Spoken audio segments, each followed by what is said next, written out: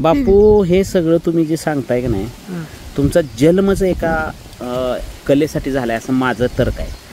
तुमच्या या कलेसाठी तर्क जन्म झाला. म्हणजे जन्माला 7वीत असताना तुम्ही गण लिहिताय, 4थीत असताना तुम्ही काहीतरी गाणं लिहिताय, वडिलांच्या परंपरेतनं इतर भाव तिकडे गेले नाहीत, पण तुम्ही तमाशातच गेला आणि आयुष्यभर आज तुम्ही 85 वर्ष गाठले आणि या आंब्याच्या झाडाखाली बसून तुम्ही तुमच्या जीवनाचा सगळा उजाळा करायला लागलाय.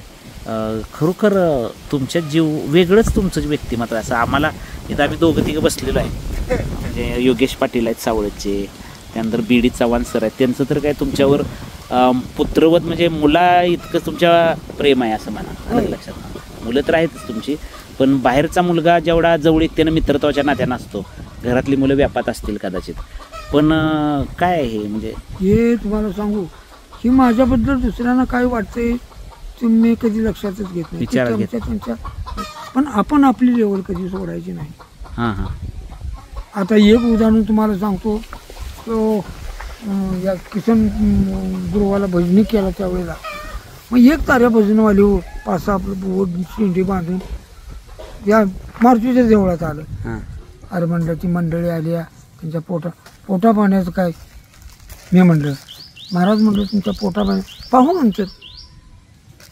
पाहून नंतर म्हणलं तुमचं घर आहे काय, ते कुठं काय तयार करायचं आहे का, पोटा पाण्याचं का तुम्ही भिक्षा मागता. नाही म्हटलं भिक्षा नाही मागत. मग म्हटलं जेवण आणलं पाहिजे का नाही तुम्हाला. मग भाटवाड्यात गेलो, चौघासने 8 भाकरी गोळा केल्या आणि भांडवपूर्वाच्या बायकोला म्हटलं कालवून कर काय ते. तिने आपलं डाळीचं कालवून केलं आणि केलं जेव्हा म्हणलं. तर ते म्हणले आमच्यातल्या एकाला दूध लागतंय म्हणल्यावर हे म्हटलं तुम्ही प्रसंगानुभव झालायचा. सुरुवातच केली मी.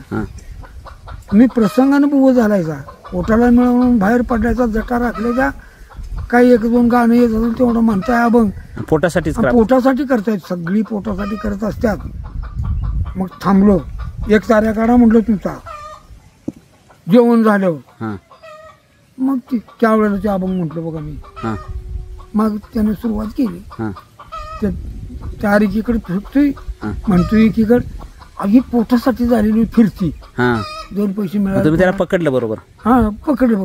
मग की म्हटलं पांडुरंगाला तुमची भक्ती आवडते का, तुम्ही कुठलं काय म्हणता, इथून तुम्हाला तर कळतंय का, तुम्ही म्हणून दाखवलं त्याला. मग शेवटी म्हणून जावलं.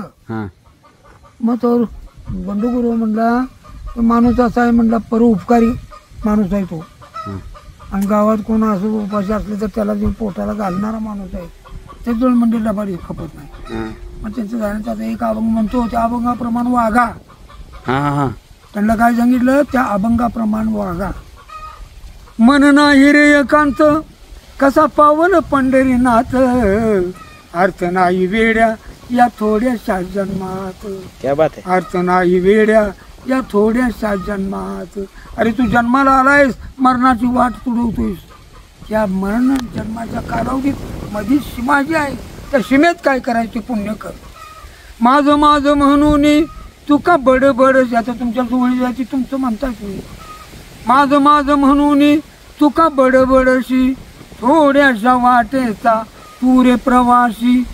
हरिनाम नाही मुखात, सिनेमाची गाणी गात, अर्थ नाही वेड्या या थोड्याशा जन्मात. माय बापाला ठेवून उपाशी. तुमचा आई वडील कुठे आहेत माहिती आहे का म्हटलं तुम्हाला. माय बापाला ठेवून उपाशी, महिन्याचा वार करी पंढरीला जाशी.